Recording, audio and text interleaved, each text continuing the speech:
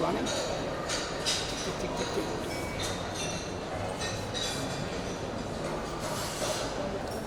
And yeah, you're ready for that when she introduces. Yeah. Like that. Mics are on. They've left a jacket on the middle of the stage.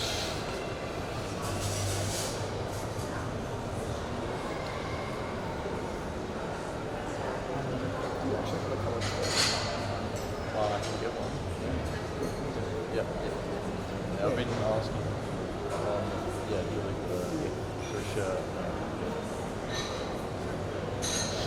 It's just the fact that instead of a t-shirt, only with the flaps, it's lead type, where the shopping centre like this. Yeah. You do have to pick it up. Yeah. I said, I was talking here because you got your trousers rolled up. Yeah.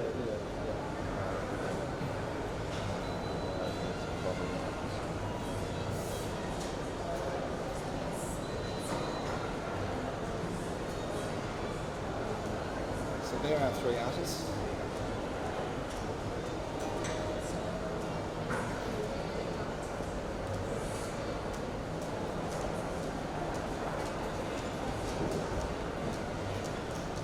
Change the lights down the audience for a couple of minutes. Make it look like those people. For the area.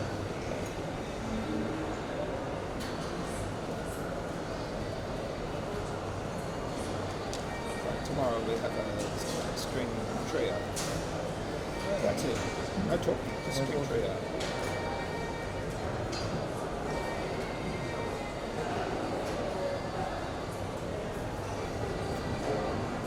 Marking it up or In this atmosphere. carry? Yeah. Plus as well the centre's music is classical based.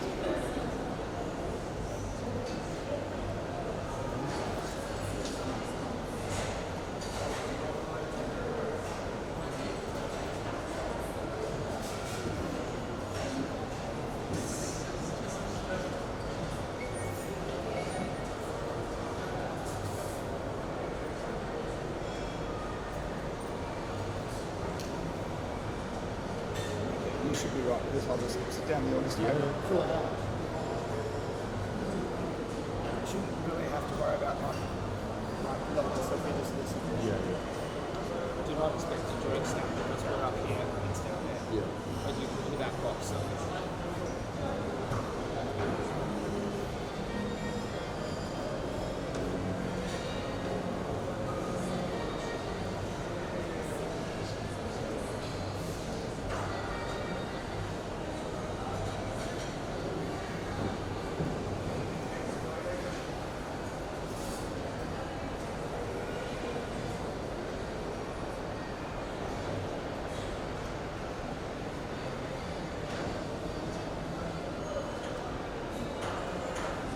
Testing.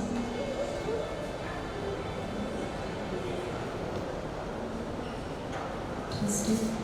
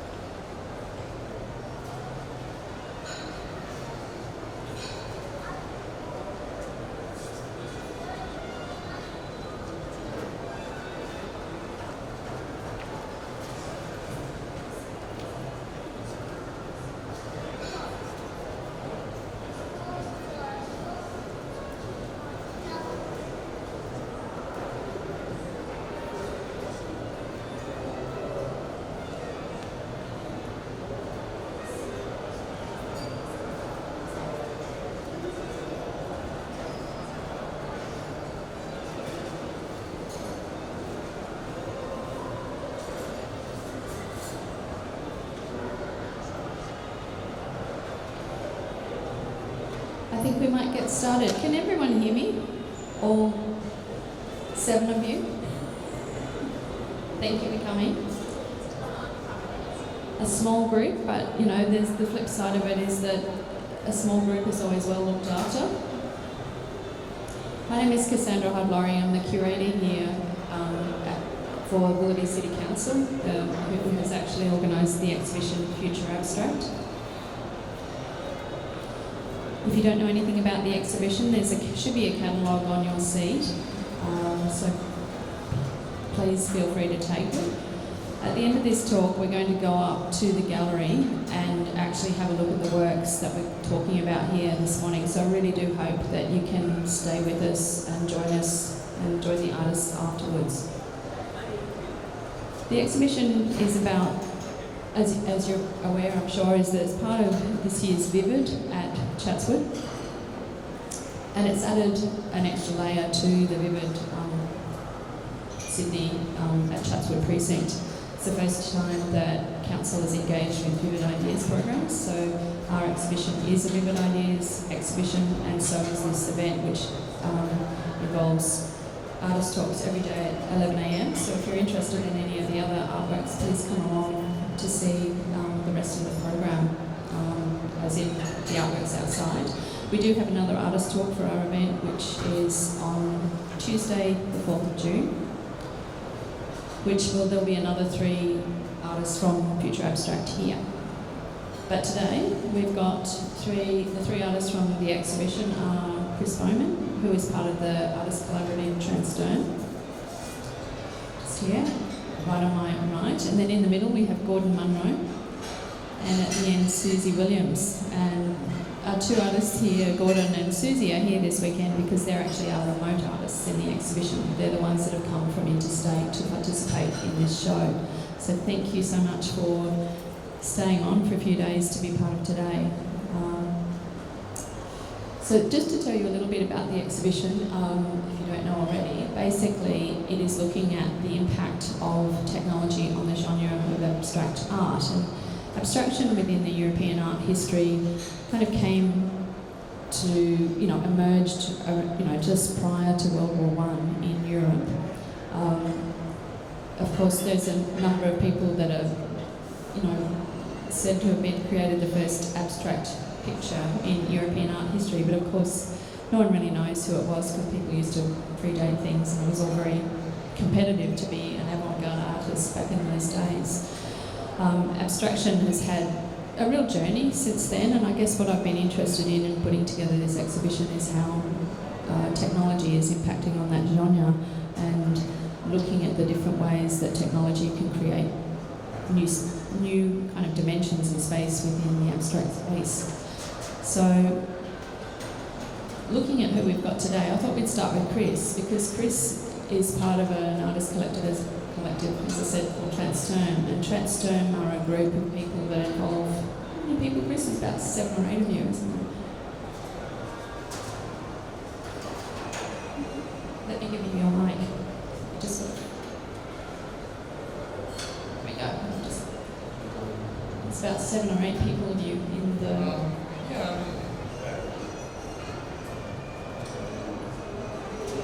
Number? Just keep that mic up. Like an ice cream. Don't start trying to eat it though. Say that in a small group.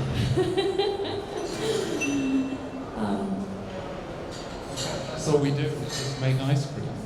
Right, and very beautiful ice cream you do make. Sort of like eye candy kind of ice cream. So the group is actually, to tell you a bit about the group, they're a group that have, most of the artists are based in here in Australia, but you do have artists that are involved from Germany, and it's like an exchange between the 2 countries, it seems. Yeah, the group really was formed through, I think we came together about 8-9 years ago now, and half the group were German artists. We were talking about different projects. There were artists that were in Sydney at the time, and we came up with this term. We wanted to kind of mess around with the idea of something that's transdisciplinary. We like the idea of storm, something that was chaotic. So we came up with Sturm. So we then became this kind of cross-chaotic group of artists. And the Transderm is an interesting collective because I guess I was heavily involved in my partner, Anita, was sitting over there, and she was one of the co-founders of Transderm. There's another colleague called Michael Day, who was one of the co-founders of Mimic, which was heavily involved in the Transderm in its early days and still is. And the artists that we work with are, generally, we have some contacts with artists in the UK, but predominantly we're Australian artists. That ranges between what we would call traditionally fine artists, visual artists, that work with a moving image, sculpture, light, sound, and there's also architects involved in Transderm, composers, so it's an interesting. It's a very, very, interesting sort of kind of group of skills really that you brought together. And the work that we have in Future Abstract really demonstrates that sort of collective, group of skills. Would you, we're all going to go up and see the work after this, but would you mind describing the work for us, Chris, to start with? The work in...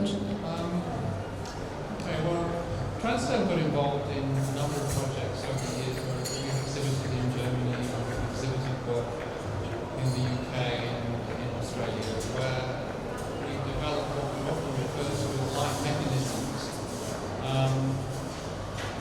What's interesting about the work that we've developed with Cassandra is that it's an unusual work in the sense that we normally work site-specific. We tend to work in heritage-listed buildings, whether they're internal spaces or external spaces, we do large projection works on the size of buildings. But what Transderm got involved in at an early stage was, I guess, building out of a tradition of modernist sculpture that predominantly goes back to constructivists. And there are artists that started to work with light beyond that in the 1960s, the Zero Group in Germany. There are a whole range of artists that work with light and sculpture in different ways. And that is an aspect of our work. So we develop ways of understanding how to use moving image, predominantly animation, or manipulated live action.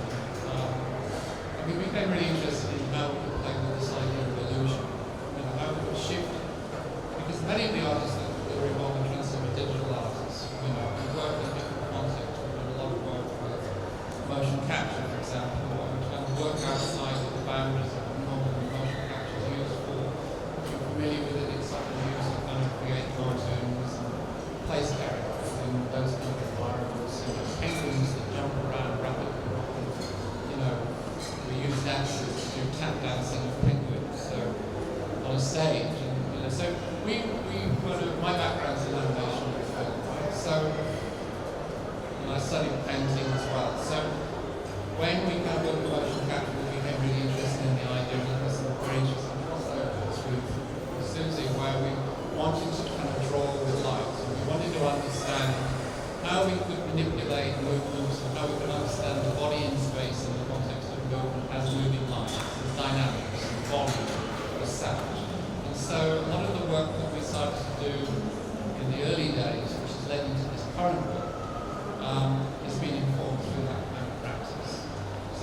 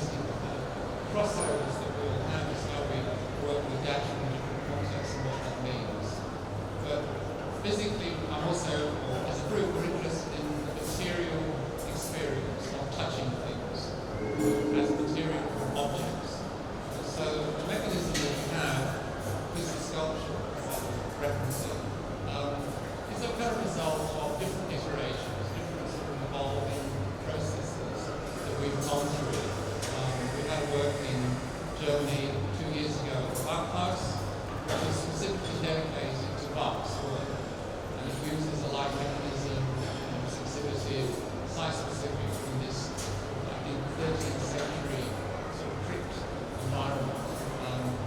So we kind of adapt our work to different ways. So this work that we've got involves a number of lenses. We often refer to these sheets as lenses. And we're interested in this idea of how we understand and how we perceive what we look at.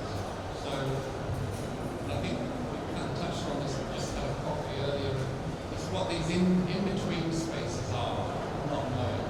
That's something that interests me personally in the context of how I can play with that not knowing or creating something that emerges through sunset light, sunset projection, sound, image, whatever. I think I'm just going to describe the work a little bit more so people can, even though we're going to go up and see it, but I'm going to just talk about what it physically is, your piece, because it is a combination of sculpture and technology. And I think when I've looked at bringing the artists together in the show, I've looked at how some artists are still engaging with more traditional modes or more traditional disciplines within art, and then the fact that technology has actually created newer disciplines. But there's not this sort of divide. There are artists who are actually bringing the two together, which is definitely the case in your work. And it's there in Susie's work as well. But with Chatswood's work, it involves this combination of projection and sculpture, and the group have created this sculpture, what Chris is referring to as a sculptural mechanism, but it still has that kind of reference to modernist materials and construction, and it allows for these planes of perspex to be sort of placed inside the mechanism in a way that they fan out, and then the projection is actually run through the actual sheets of perspex, and because they're all at a different plane, it creates this reflection, so that then the animation is actually spread a lot further than if it was just projected onto a single, as a single channel projection. It creates this thing where the projection is suddenly reacting in a more three-dimensional way, and then in between the planes, there's this kind of really, what I think is like a really sort of eerie and magical play of light that gives the mechanism, we think about sculpture being something that's very physical and material, but this mechanism with the light going through it almost, it's like it has this sort of magical, immaterial space that's kind of, you can engage with beyond the sculpture, and that's what I find really fascinating about your piece.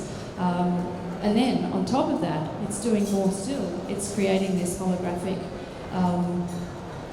effect, which, I've gone along to University of Macquarie University and seen their holograph that they sometimes bring out on display, and of course I have no idea how it really works, but in a way your sculpture has sort of exposed that technology for me, and it's in this kind of sculptural version rather than this, locked away behind this kind of room that's created. But that holographic effect is just another layer to the piece as well. It's beautiful. Thank you for explaining the work.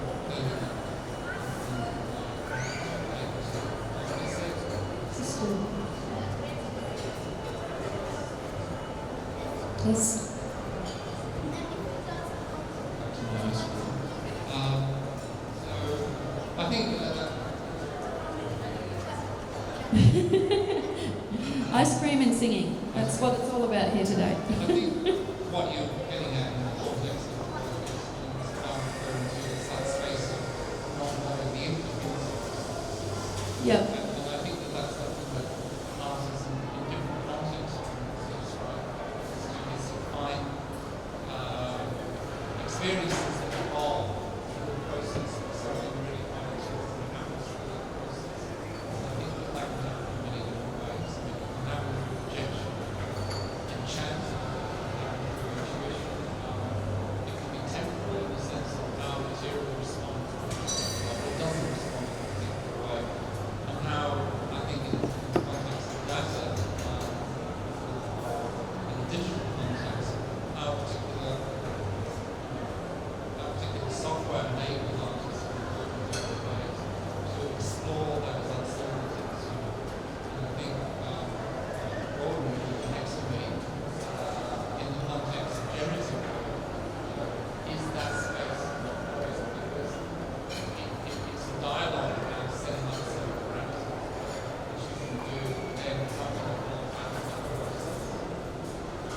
Chris, I'm just going to ask you to just keep your mic up closer to your mouth, Right. just so that everyone can hear.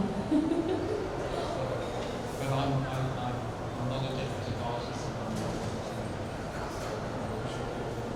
talk extensively about the world's process. Well, I think maybe we might, because I'm just looking at the clock, we might have actually, you've given us a natural segue into Gordon.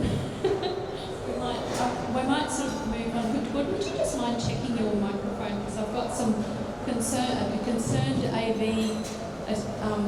Yes. professional up there who's, yeah, great. All right, I'll try and remember to keep it in front of me. Yeah. So what I might do we've got Gordon's image now. What I might do is actually explain Gordon's work physically, because I guess that's just, we'll do that and then we'll hand over to you. So just to explain what Gordon has done, this is one of the images. He's created an animation that doesn't, it's not, we sort of think about animation, it might be 20 minutes long and it plays and it loops around, it starts from beginning to end. That's not how Gordon's works. He actually has written a piece of computer software that has created an alternate universe, a virtual universe that is quite expansive in terms of virtual space, which we don't measure in the same way that we measure our own physical or real space.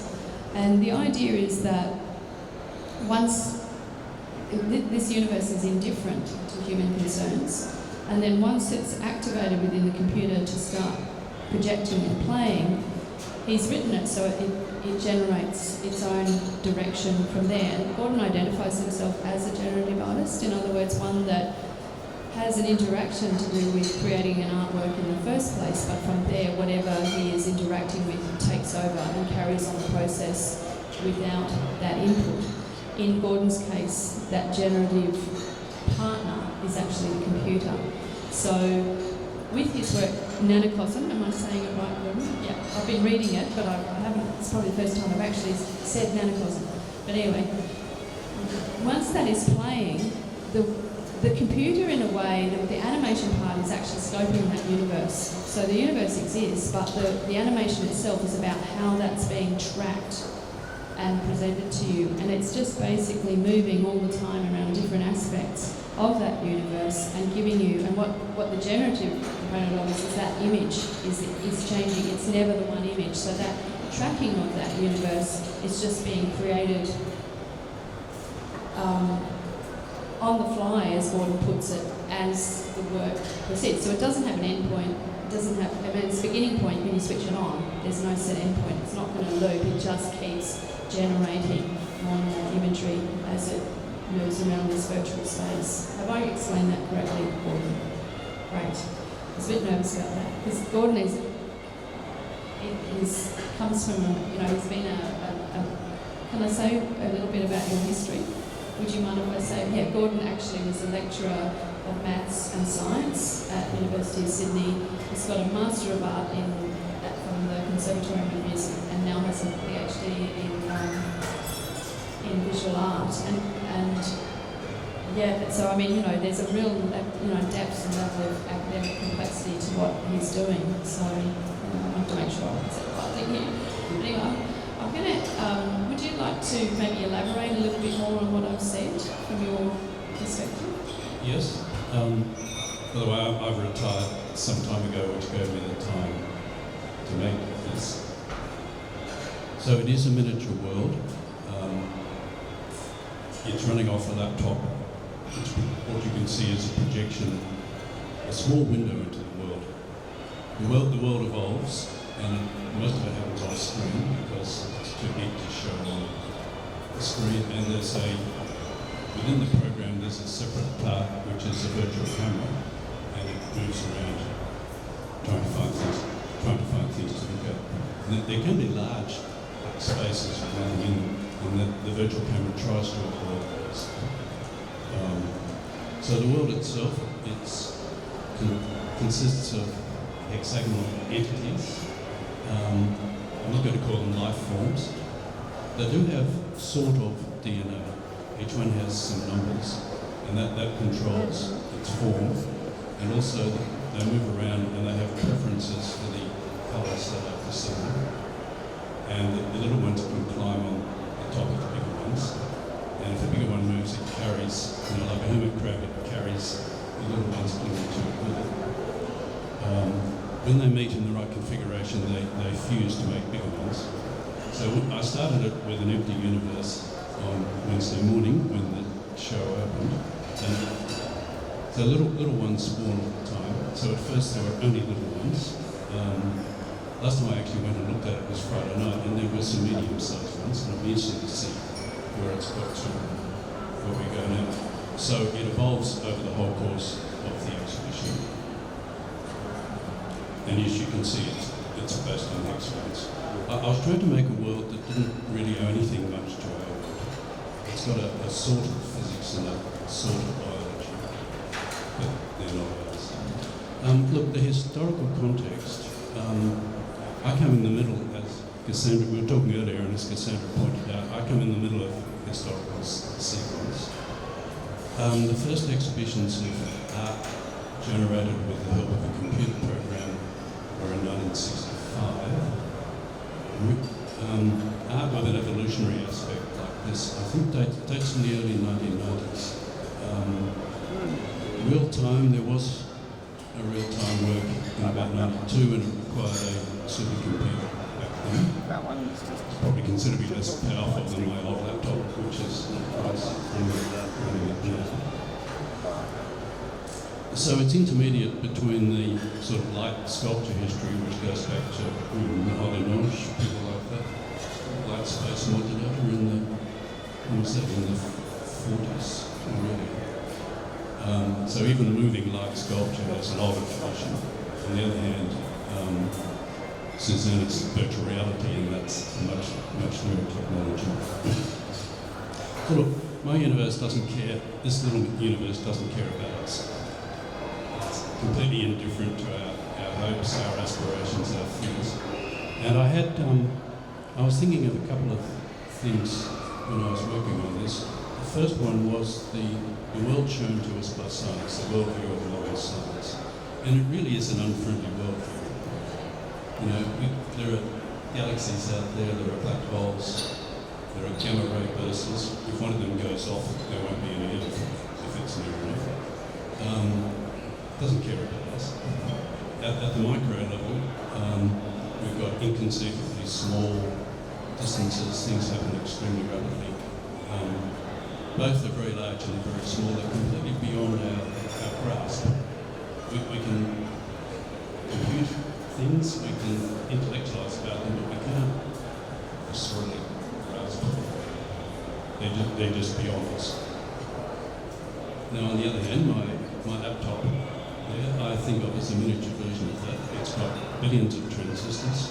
It can do over 1 billion operations a second all the time. In fact, you can do it several at once because it's got more than one core. No, we can't really understand what's going on in there either. It's extremely complex. I used to have a Commodore 64 computer, and that I said that was the last computer that anyone could understand all of. Now you struggle to understand some small aspect of the video processing. And the third thing I was thinking about was our own actions when they get out of control.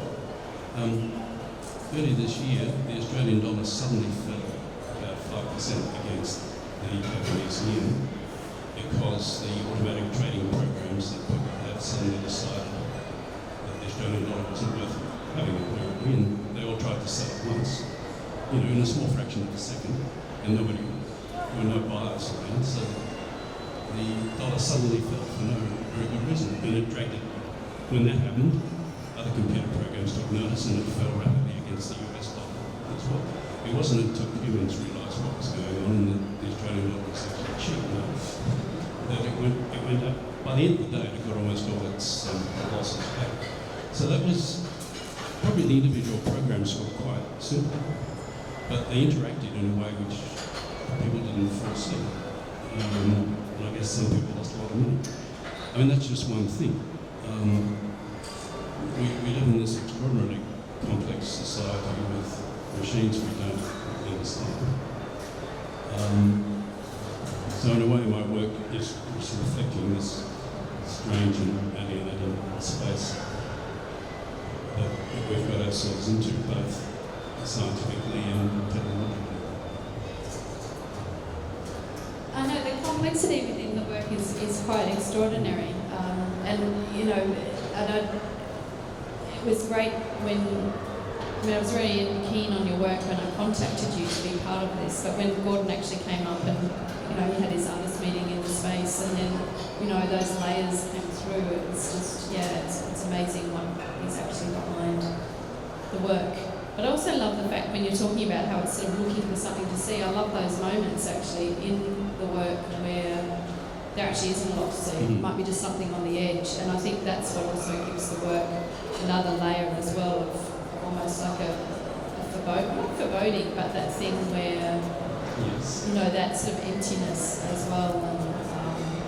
I mean, it can be a little bit like watching grass grow. Nothing much happens. The action's all taking place off screen. Look, there are also rare events. Big ones, when they form, they only move occasionally. But when they do, it's quite interesting to watch. The other thing is, as well as creation, there's destruction. The idea is that the big entities form the environment for the small ones, but when a big one gets up and moves, it just treads on everything in its way, and they die. They disappear. New ones will be spawned. So the individual rules are not all that complicated, but there are several thousand of these things running around inside the program, and so the interactions are fairly sort of unpredictable. I know in general what's going to happen, but I can't tell you what's going to happen in the next few seconds. I can't tell you what you're going to see a couple of minutes from now. Go back to generative art. A generative artist is someone who works with processes. You design the process, then the process does whatever it does, makes art in some way. I mean, my tool is the computer. People have done things like point sensors and use the cloud patterns to drive something, or even the movement of a tree in the wind. It can be physical,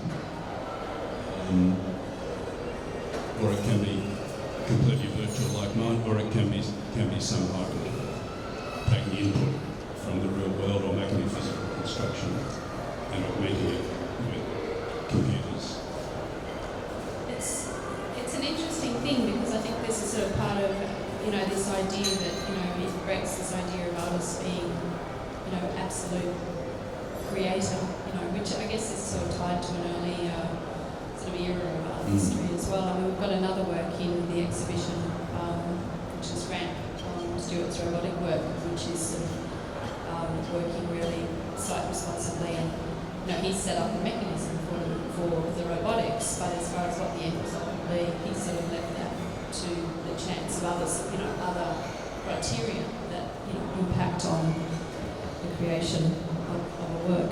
Yes, I mean, this isn't particularly radical from that point. What's that? This is not an extreme example of unpredictability, as it were. It's only a moderate example, but it's true that I don't place every pixel, as it were.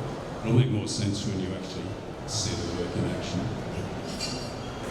But I think there is a level of, even in Chris's work, there's the idea of working collaboratively, and it's all part of sort of moving away from that sort of individual artistic response that is sort of absolute in its sense. So and I think that exists in it's there in Susie's work too, because every person who actually goes into Susie's work is going to have a different experience.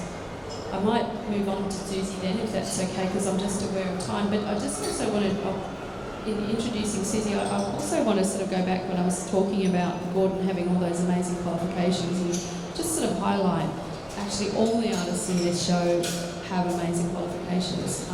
Chris is a lecturer at UTS.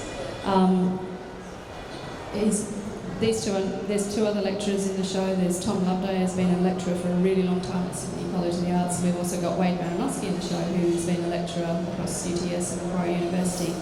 And then a lot of the other artists are either in the process of just, in the middle of their postgraduate studies or just coming out of postgraduate studies. So I found it really interesting when I was putting the show together how, many of the artists actually, their exploration into, technological art practice actually came hand in hand with, a relationship with academia as well. And I just found that a really fascinating aspect of working with these group of artists. But I'm now going to introduce Susanna, who has actually commenced her postgraduate studies down at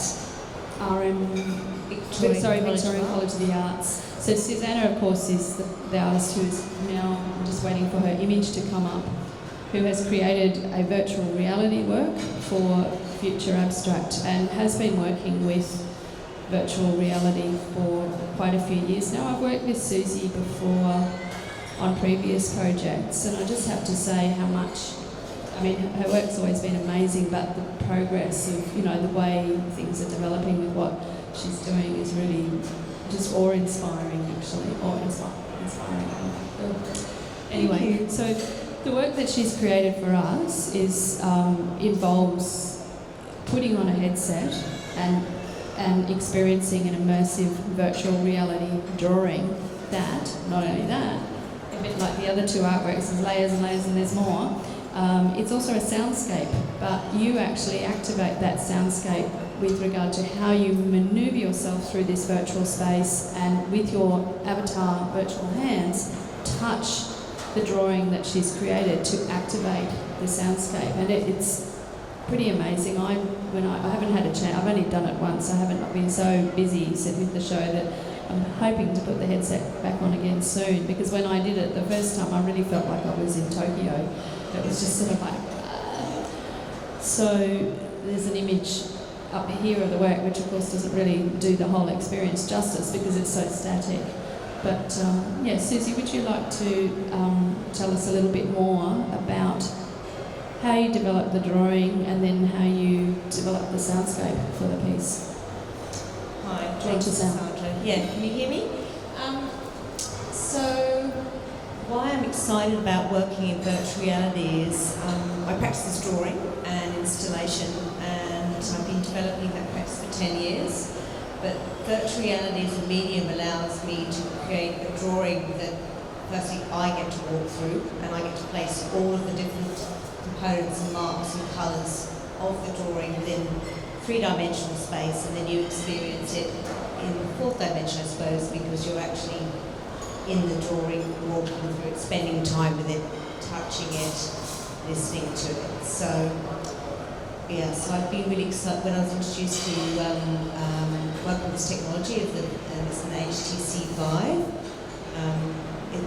That particular technology is really responsive to myself as a maker, as a drawing person, and I can actually place all of those marks in relation to myself. And then you as an audience member get to put on a virtual headset, like I do when I'm making it, and walk through that and navigate the drawing yourself physically. And then, there's an additional component of the hands, so you can actually see yourself in the drawing, or a component of yourself, so you then can actually feel and touch and listen to it. Does that make sense? What I really like about the work is that I think that when you it really is like going into another world. I think you can kind of go into some virtual space artworks and you still get a sense of, I don't know how space is kind of mapped, but what I found really amazing with yours is it's actually kind of disorientating, because you've approached the drawing from this, it just feels really organic and fluid, and in a way you've kind of turned that. I feel like you've almost turned that. I mean, I know virtual space can be anything and everything because that's what it's done, and when you think about like the movies that have come out, and I know for myself, I was one of those people that when virtual reality movies came out, I'd go and see all of them, even if they were the worst film in the world, because I was so just found that space so incredible. But in an artist, obviously artists are working in a different way than movie makers with the space, but you've kind of brought in this incredibly, there is that reference to art history in there, and that it's very expressive, and that expressiveness has created this space that is quite disorientating when you first go in there. And then you sort of get to the end of the drawing and you start to see that sort of gridded virtual space, but you really do, when you stay within the parameters of the drawing, you really do lose a sense of that, and it's almost like this, it's so vicarious. And I think I was saying to you the other day, because I wanted you to talk a little bit about the sound and how you actually achieve the sound as well, because I'll let you talk a bit more about how you put it together, but it's actually a train trip, and the drawing itself doesn't, in a representational sense, represent train because it's abstract, but because it is like this, almost like a line that's kind of loop, that's, as you can see, there is actually a track. It's like piano keys, but it's almost like a train track, and you're almost like you are traversing it, and you really do feel like you're on this kind of crazy train, you know, that is going to take you anywhere. It's like so vicarious, and because the sound that is basically, I'll let Susie talk about it more, but it is from train field recordings that she has done. So the visuals are all very abstract, but there is this sense that you could follow like this sort of linear track-like thing, but it's not. It's three-dimensional. It's weaving in and around, and it's that vicariousness that I find, that organic quality in the work, which is something which is we really know to be. When we think about Gordon's virtual space, you know, there's a level of, like, it really is working with the geometry of the space, and that there's a kind of real beauty in Gordon's work because it's following the whole, you know, reproducing the idea of the octagon. But with yours, it's kind of like, it's like, you know, the Mad Hatter's hat has just sort of popped open and you're on this sort of crazy journey. So would you like to talk about how you actually, achieve the sound? Thank you, Cassandra. When I work, I'm very interested in this idea of place, and I usually make site-responsive works, and I'm very also interested in data, sort of the sense of, because I make abstract work, I want some semblance of facts, and I may use a map, or I may use some configuration of the architecture of the space, or a semblance of history. So there's quite a lot of layers to the work and how I conceive them. So first, I'm very interested in this idea of place. Myself as a new migrant coming to Australia, I had to reinvent myself, and I had the opportunity to do that. I'm very grateful for that. But then there's this idea of when you come to a place, you do have a history, you do have a memory, but you know, the space itself has its own memories and histories, and so in interacting with the place, the site, you're actually exchanging your history, your memory with that site, and also finding out and learning about this place and site's memory and history. So I've just recently moved to Melbourne, so I'm very interested in listening to places with binaural headsets. So what I do in this particular soundscape that you're interacting with is actually a tram journey, and I sat on the tram and I just took a little recording. And there's these sort of little components in, when I listen back to the recording, there's some little semblances of my own memory. This little song that just happened, a child was singing on the tram, which I didn't catch immediately, but it's a memory for myself because my grandpa used to sing that song. So again, I'm sharing my memory, my history, and also the history of the place that I'm in, and the space that I'm part of. So the actual drawing component that you touch, so there's like a ribbon of sound, and it's around you, and you physically have to touch it. It's above your head, it's below you, around by your knees, so you get to move as you're touching it, and the different components of that component of the virtual drawing. It has, it'll just put you through different parts of the actual soundscape. And the actual drawing itself, the fact that I use to sort of ground myself in this virtual headspace, because I do like making ephemeral abstract work. So the facts that I used was this, I took in within the technology, you're able to take in some references like three-dimensional in soundscapes, you can take in images, you can take in three-dimensional film, whatever you want to work with. And for this one, I used a spectrograph, so a spectrograph of the soundscape that you're hearing, and I sort of did relational marks to that data found in the spectrograph, and then that's the component that you touch.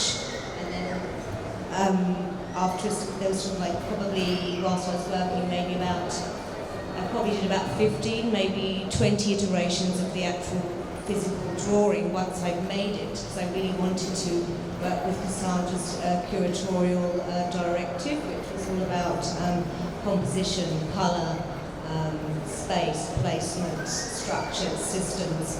So I then sort of almost pulled the drawing all apart in trying to configure how I felt it should sit within the site of the gallery space. So I was sort of tuning it, and then eventually I sort of came up with the final iteration that you're going to experience today.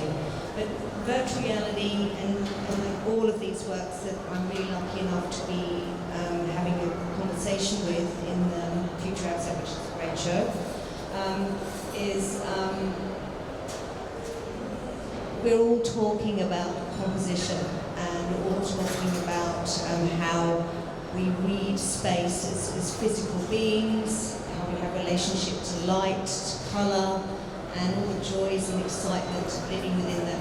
You know, there's that little sort of slice that sort of sits between an imagined world and creative aesthetics, and yeah, they're all very beautiful works in their own right, and they all seem to be process-led in some way as well, which is really exciting. I love placing process and processes within my own work, which confines me. So I sort of set up a series of parameters, a series of questions that I want to test within, in this case, the medium of virtual reality, and then I make a drawing that tests those. And this particular work is an experiment. It's my first one. I'm hoping for my master's and to present as part of my master's as an outcome.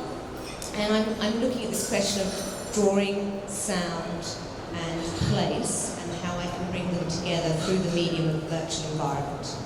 But thank you very much for letting me be part of the show. I really enjoyed it. Thank you, Susie. I mean, it's been great to have all three of you here today as well. We're going to open it up to the floor in a minute, but yeah, I mean, all the works, it's been a really exciting, it's been a privilege for me to do something like this for the Big City Council and working with all the others that have participated, and to work with such amazing artwork. So thank you back. But I just wanted to sort of talk a little bit more about what you said about space, because it got me thinking that it was quite important to perhaps also talk about, despite the fact that it's virtual reality space, because the audience is involving their body so much in the work, like they're just not sort of looking into another world. Say in the case of Gordon's, I mean, he's tracked this huge amount of space, but you never actually enter it. Whereas what you're actually asking the audience to do by it being immersive is enter it, but it has to replicate physical reality space, because whatever the person does in the virtual space, they need to be able to actually, because they're using their body, the space has to be the same dimension in real life for the audience to actually move through the drawing, which is another, in other words, it's still, Susie's work is still required to have a set amount of installation space within the show. So Susie, even though she worked remotely and she's working so amazingly with the brief, she came up and had a meeting, and we worked out where in the space would be the best place so you're still working with those sort of, with I guess real proportions. And then in the end I did something really crazy, and decided that I kind of wanted to merge her work with another artist's work in the exhibition, a young local artist called Addie O'Hara, who's just graduated, and part of the important thing when we do shows here at Council to nurture young local artists. And Addie was an artist who was actually working with collage and painting, but using Google Earth imagery as their source reference. And I asked her whether she wanted to kind of just, develop that further to be part of the show, and she was quite nervous about it. I said, well, it's okay, you're still using technology, and that can be a starting point for the show, that here's someone still working with traditional disciplines, but they're still using technology as a point to create their inspiration and their reference. So she was always creating these kind of amazing, really beautiful well-designed compositions using Google Earth Maps as a source, but of course they don't look like Google Earth Maps at the end of it, and you'll see when you come down. But for this show she worked off a map of Chatswood, and I thought, well, there was a bit of a relationship between Addie and Susie's work, so it kind of, Addie's work is sort of installed a way that it's just tipping into Susie's virtual space dedicated to her virtual space, but it's that the works don't physically interact, but they actually are interacting in each other's spaces, but one is virtual and one is real. So it's sort of that, to create that sort of intersection between the two worlds, and the fact that they're both working in, I guess, those sort of, that abstract composition. Yeah, and the idea of maps too, mapping and that sort of sense of place and interrogation through your practice or through the sense of drawing. And I think Addie went to the National Art Hall too, so she's probably a real drawer, like me. Yeah, and you actually, thank you for that, Susie, because that was the point I was trying to lead to, and I completely just wrapped it up. But it was also the two works were about mapping, because yours was about, this train journey, through Melbourne, and Addie's was about Chatswood, so thank you for reminding me about that.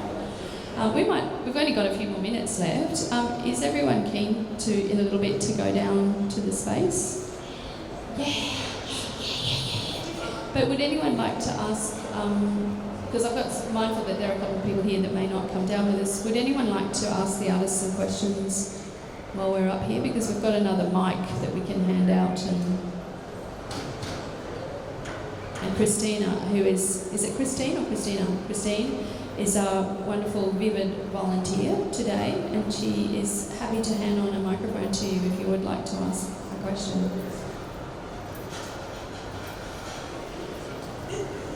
Mosy is my own mic.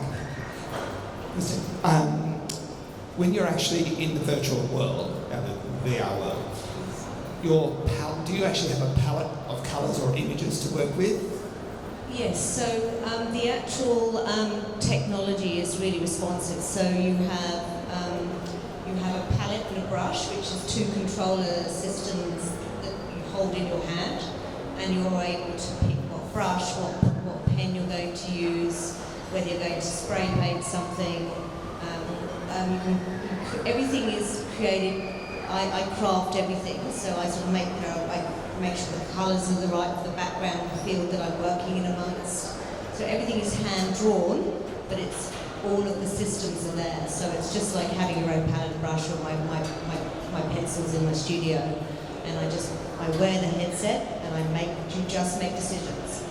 It's a beautiful piece of kit, and we've had everyone from tiny little kids in there, and they just go nuts. They don't hold back. One young lady that we're living with, she just filled the entire space with paint. Her whole physical, she just ran around until the whole place is full of colour. So it's limited by your own imagination and your own aesthetic and your own decision making. So it's a wonderful piece of technology. It's very intuitive. Is there any more questions from anyone? You can ask me later. Thank you. I have a question myself. Have you found that the way that you process, just the three of you, the way that you process everything, especially with your prior knowledge, how that's translated into your artwork? As I noticed with Gordon, yours is very mathematical, and the way that you perceive things is very from a kind of logical sense. Have you noticed that a few theories, especially in physics and everything like that, has kind of translated into actual artwork? Considering that, let's say with gravity, you have this mass that comes attracts into one of all these masses and you have gravity from that. So with your geometry and all the little pieces that come through, how they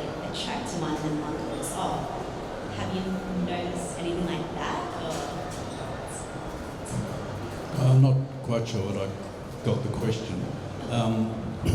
Obviously, my background affects what I do, and I'm interested very much in the working out of processes, and that does come from my mathematical background, I'm sure. So I set up a situation and see what it does. I guess it's very much working abstractly. I mean, I have no manual skills. I can't paint or draw, and I don't really have any incentive to learn. If I spent 5 or 10 years, I probably could, but I'm better off doing what I'm doing now, and I'm sure I would end up by making some sort of process-driven artwork anyway. Sorry, I'm not. So, does that answer your question? Yeah. Sorry, just kind of went on a tangent there. No, but yeah. So like with the process, what would you say was the first initial moment that kind of inspired you to create? It's like, was there a specific work that you were working on, or moments that translated into this? The work that I've got here had a long genesis. It's the end of a process of development, and there are several different works along the way, several different strands, which have come together in this. It's a bit hard to pick a starting point. I did have the idea of something like Darwinian evolution, which has got not such a prominent role in this. Some of the works that lead into it, they're all about setting up an evolutionary system and having mutation in children that behave differently from their parents. There's a weak element of it in this. There's some elements. It's not the whole work. So that was one of the starting points. The hexagonal grid. I sort of got stuck at one point, and also I was sick of hearing about the modernist grid. For those of you who've been to art school, I mean the rectangular grid. I can see why the modernists adopted it. It doesn't privilege the centre and so forth. But look, it was used by the ancient Egyptians and ancient Romans, and it's not the only grid out there. And so in irritation with that, I started looking at other grids, not with this in mind originally, and the hexagonal grid seemed to have good possibilities, and I eventually came up with a multi-layer hexagonal grid, which I haven't actually seen anywhere else, which is embedded in the work. That was another starting point. There's probably more. It is the end of a process and not the beginning of what we're seeing now.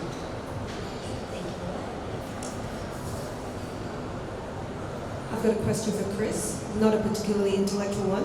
I just caught on that you mentioned earlier that a lot of the work that Transderm does is site-specific, but with heritage buildings. Is there a specific reason why, and how do you find it different from your process working on this project?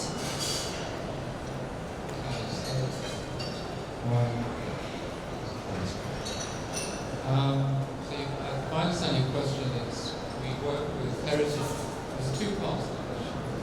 One, which is we do quite a lot of work with heritage listed spaces. Why do we do that? And the other part of the question is, how does this current experience relate to that? How is it different?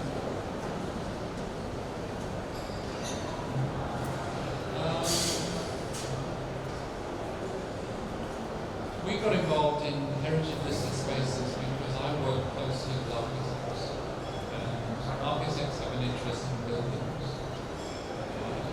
in spaces, and landscapes. And I suppose I share that interest as well. So, because we're interested in occupying spaces, buildings, whether they're sort of 13th century crypts, late 19th century ammunition bunkers, are all places that we find ourselves engaged with. I think one of the interests that we have in the context of heritage spaces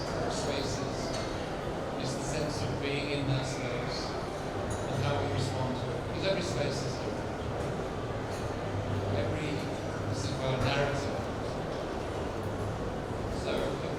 sitting inside a 13th century crypt, you've got to kind of consider what that context is and what you do within that space. You have to be sensitive to that space. You're not just taking an object and guessing within that space. It has to have some sort of correspondence. Because we find that those places are often available.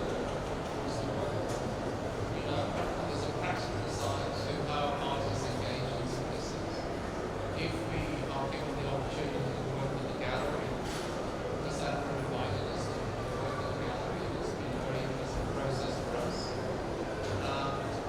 We then simulate that space. I mean, to see the tests that I was running, we effectively set up a space that was simulated all of the gallery. So we have to consider that space as well in terms of what that means. So that sense of how we perceive the space, how we are within the space, are all parts of what we do. It's very collective to involve different artists. I mean, my context may be very different from an artist who working with. The work that we have in the gallery is a work that I developed a sculpture in my work.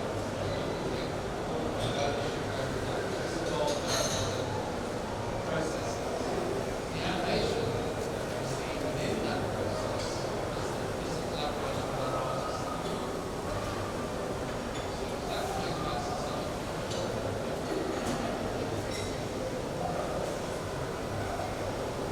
Hello? Yeah. Interestingly, when I did ask Chris and Anita for Transderm's involvement, he did mention that it would be better in the incinerator art space, which is council's other art space, which is heritage. Sorry, Susie. Absolutely, and actually we might plug that because council does have a second art space, incinerator art space, and the show that is on there at the moment, we are actually wanting to. There's a basically 4-day-a-week crossover between the two, and that exhibition is a photography exhibition, but it is looking at the impact of technology on photography, and there is a really nice crossover between the actual two shows, but that one is only on to Sunday, so I do, which is Miguel Olmo, Jan Claveringa and Rosalind Stanley, so I do really encourage you to maybe head over to the incinerator sometime this weekend as well. I am going to be going there to meet up with Miguel after we finish here today. Is there any other questions? I was just going to say, I went over to the incinerator space the other day, and there's even a VR work, 2 projections. It might be photography, but it's present day photography. Yeah, there's a. I kind of wish we'd been able to actually. Sorry, Susie.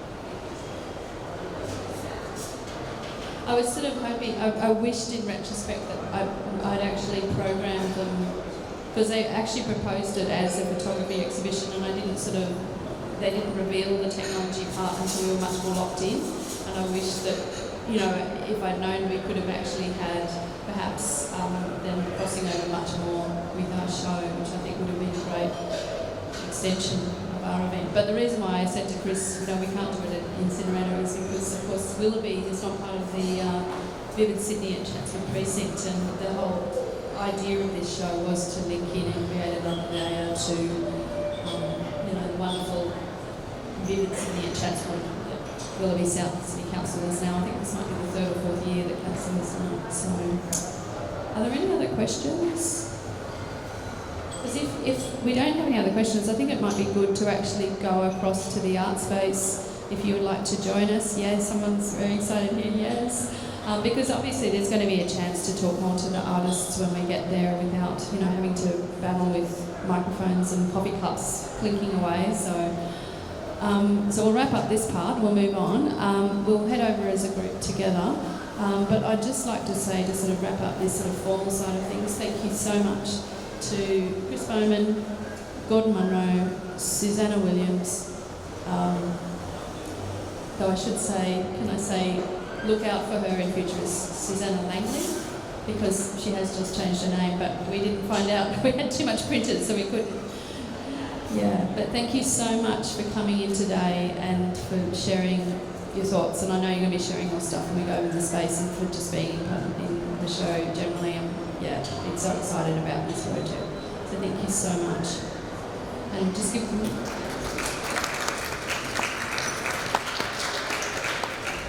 That was a really big clap for a small but very interested group.